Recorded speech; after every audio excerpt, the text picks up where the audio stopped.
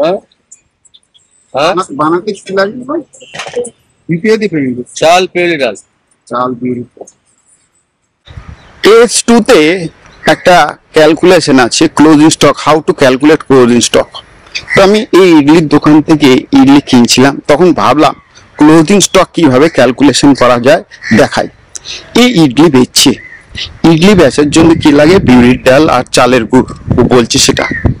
তার মানে that is the raw material it is required to make finish idli.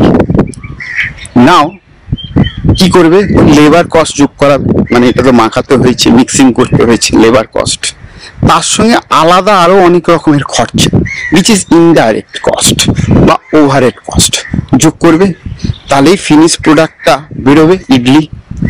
এবার এই ইডলি যেটা বেরোলো that is at cost price. কেন, র মেটেরিয়াল, লেবার আর ইনডাইরেক্ট এক্সপেন্স যোগ করে তোমার ইডলির দাম পেলো। এবার ইডলির দামের সঙ্গে কি করবে, প্রফিট যোগ করেই আমার কাছে বেচবে, দ্যাট ইজ 30 টাকা 40 টাকা। ওয়্যার হ্যাজ ওর নিজের খাতায় কি ভ্যালু রাখবে, ইডলি কস্ট প্রাইস। আর ইডলির কস্ট প্রাইস পেতে গেলে এইভাবেই ক্যালকুলেশন হবে।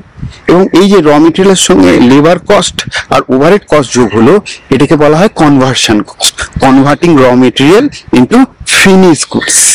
তাহলে বোঝা গেল how to calculate closing stock.